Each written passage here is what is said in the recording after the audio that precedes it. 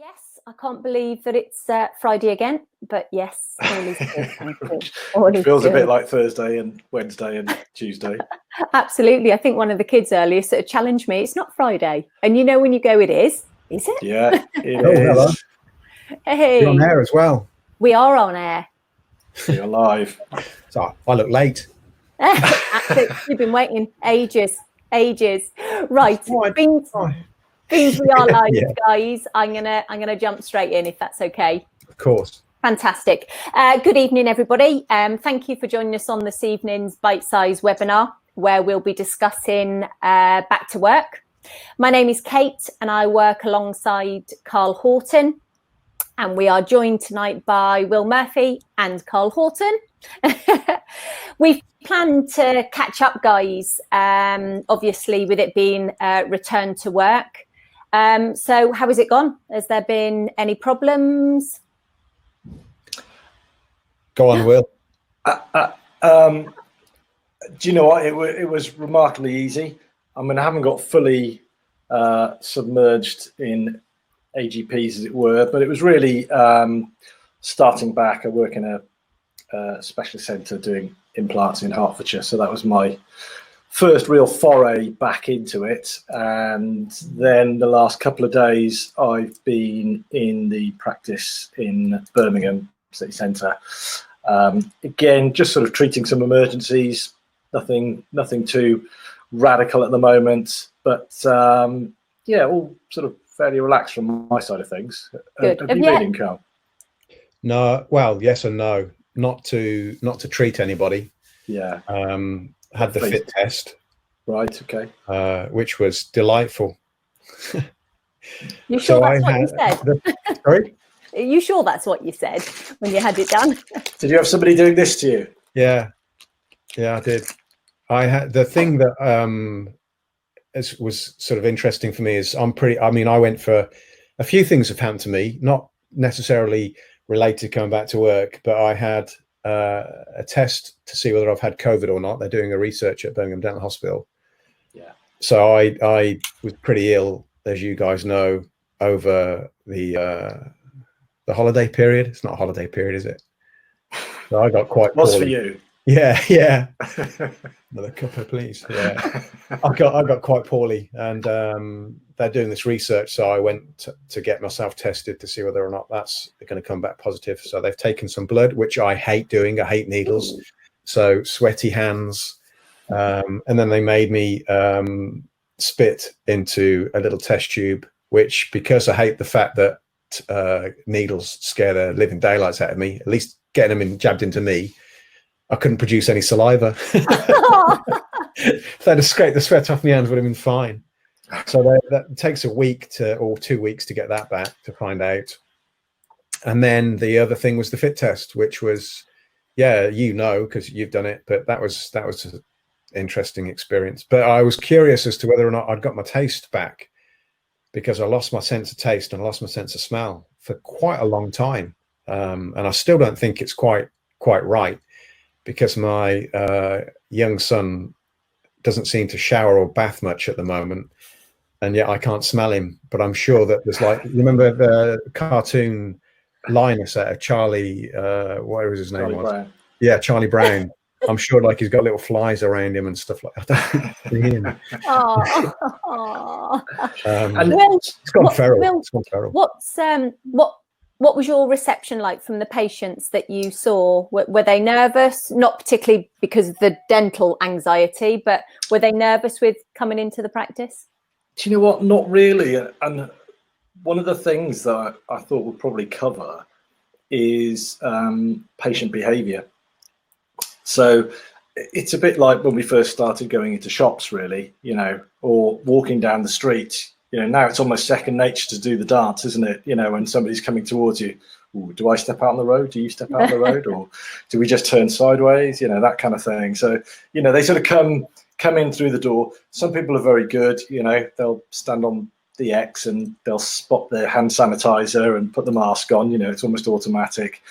Other people are sticking their head around the side of the partition, and, so they can get a better look at you and breathe over you. So there'll be a sort of mixture of patient behaviours that I think we have to, modify. Yeah, I'm sure well, it's new to them as much as it is to us having the partitions and everything. It is new to them, isn't it? Yeah, everything felt, it sort of all feels a little bit clunky. You know yourself, you're kind of like, hang on, right, now I have to put this on, put that on. Yeah. Who's touching a door? Who's letting them in? Do we stop them touching the door on the way out?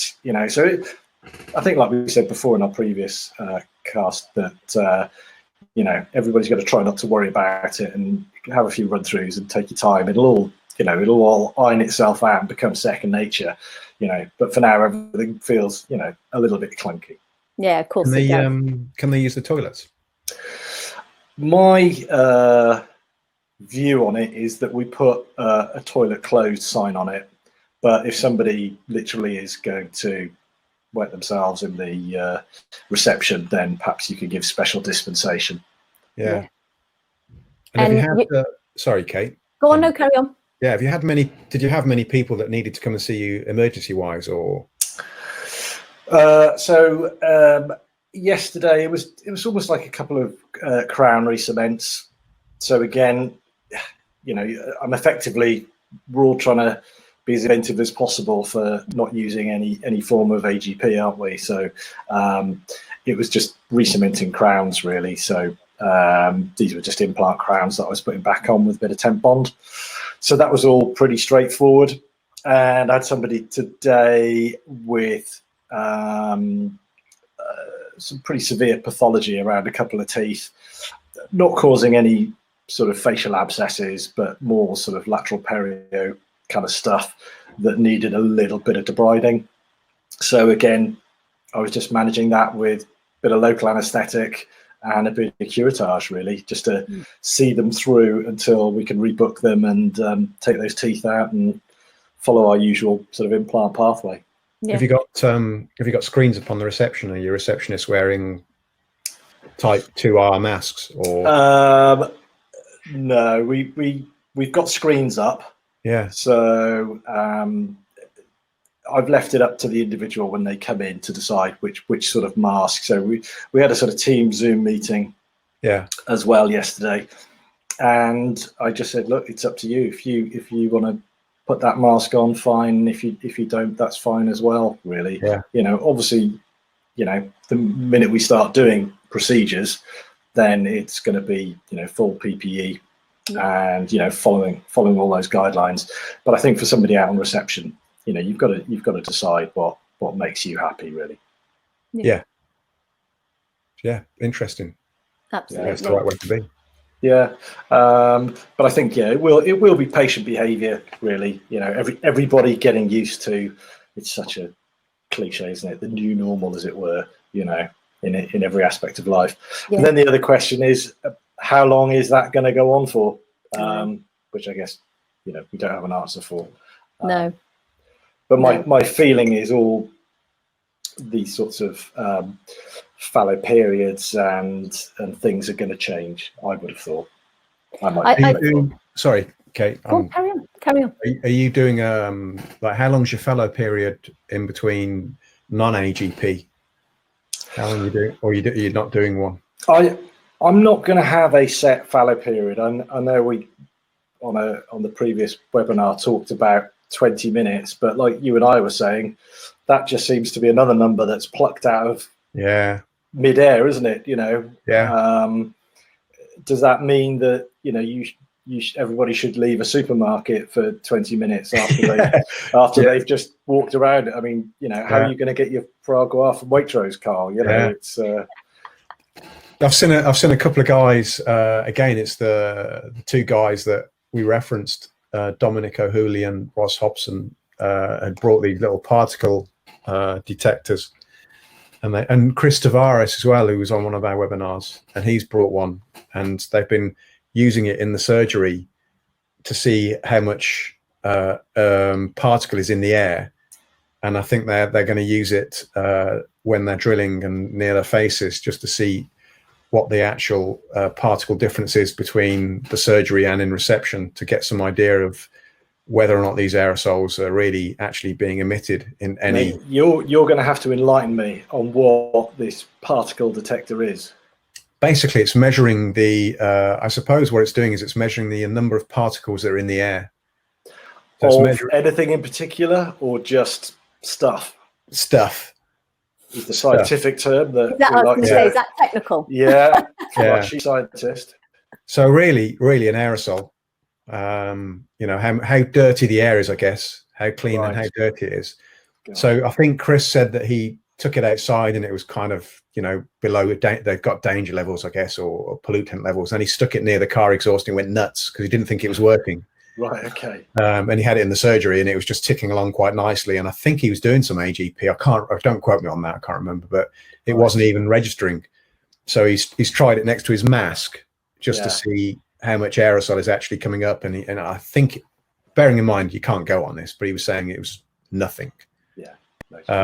So that's kind of slightly reassuring in a very Yeah. non-scientific way. Yeah.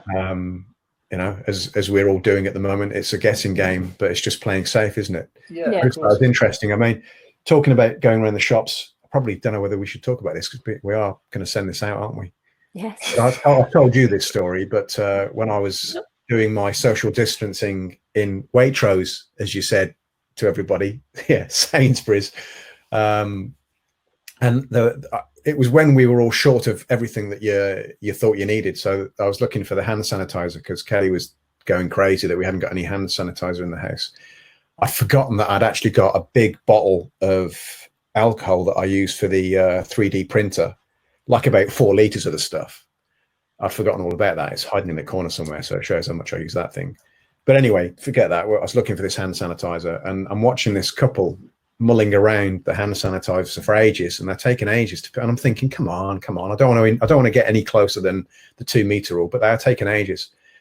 And I probably need glasses because when they'd moved off and I walked over to the hand sanitizer, I realized they were looking at Durex Play.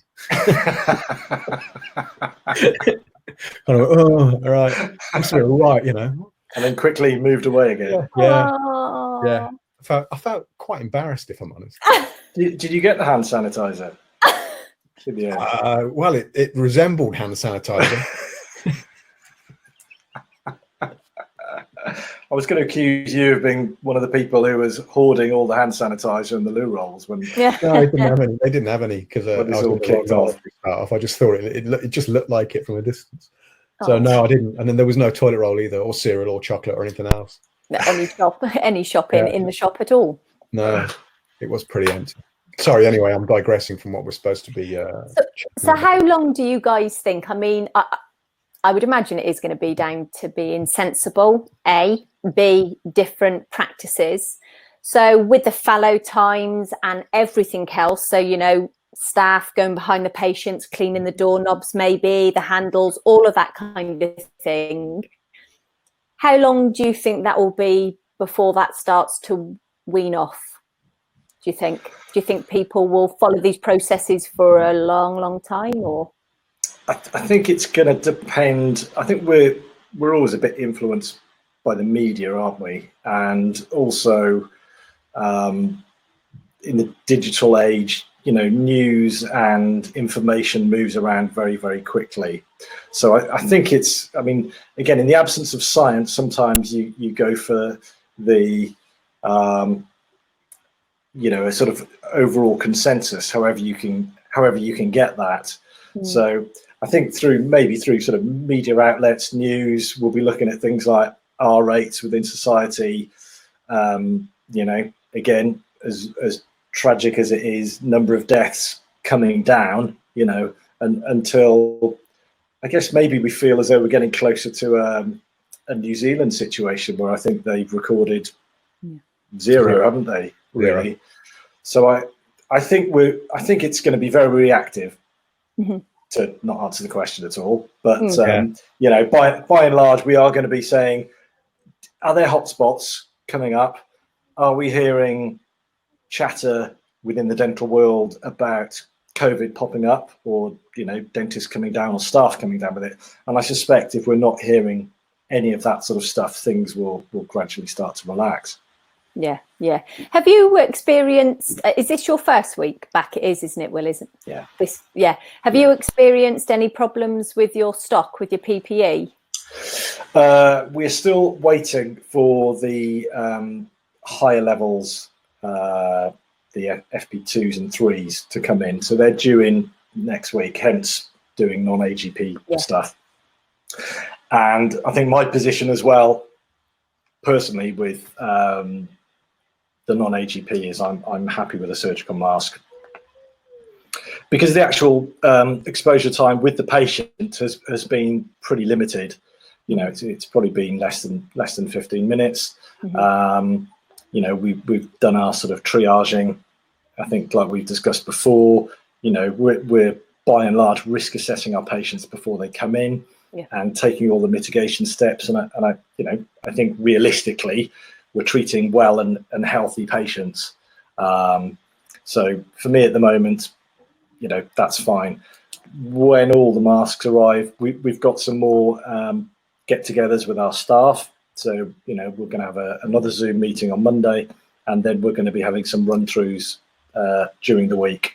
So it's really going to be a stage dress rehearsal, if you like, with, you know, one of us being at the door, coming through, everybody having a little go of sending patients through, standing on the marks, taking the temperature.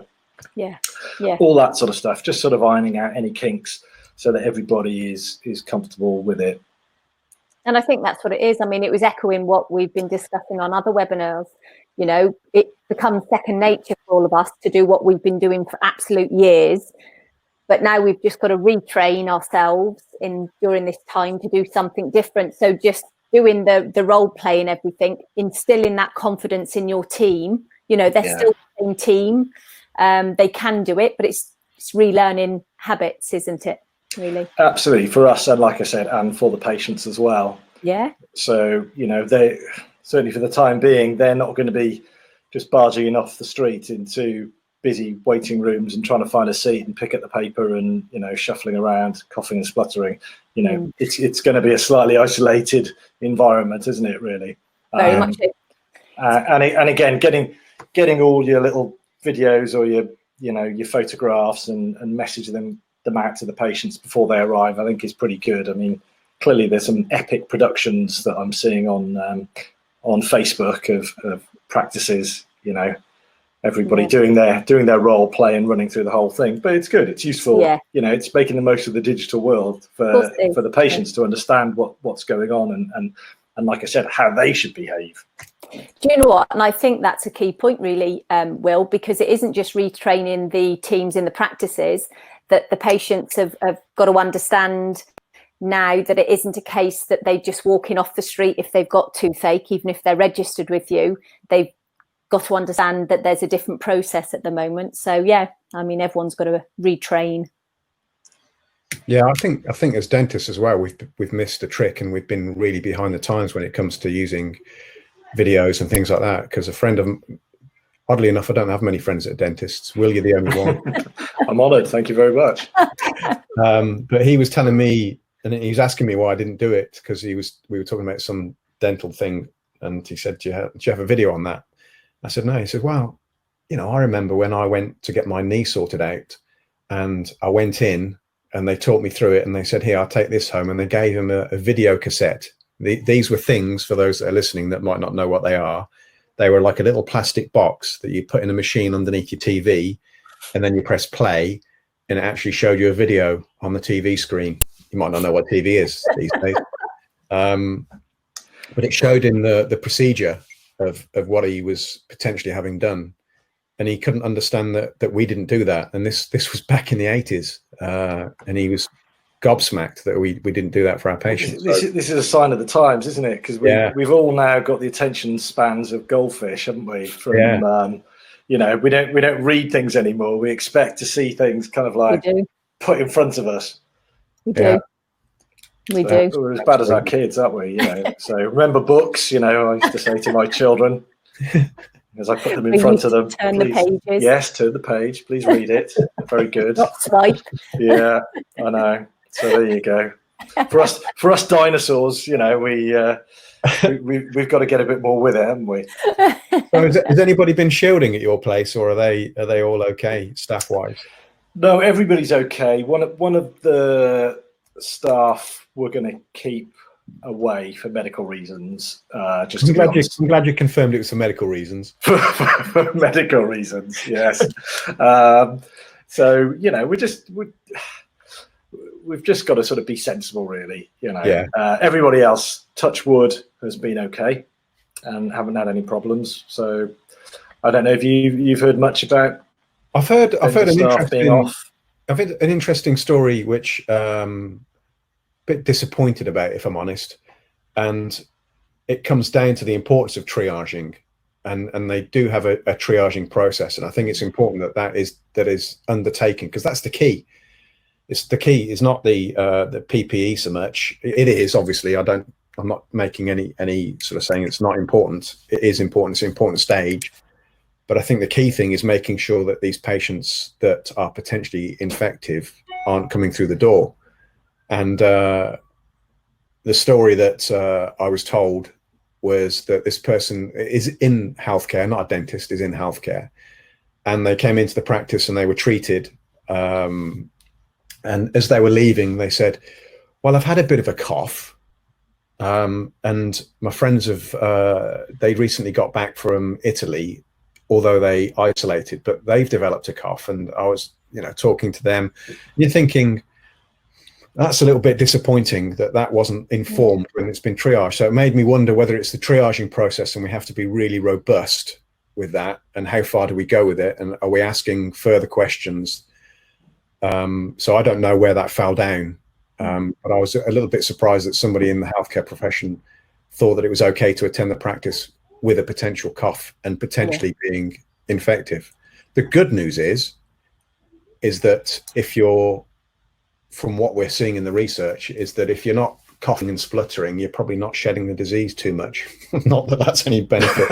That's reassuring. But, and I'm not making light of it, but I was quite disappointed that that had happened. And if that can happen with the medical profession, that can happen with certainly people that are not medically qualified. It just goes to show that. So I think that the message that I got from that is you've got to be absolutely, utterly robust with your triaging, and you've got to hope the patient's going to be honest.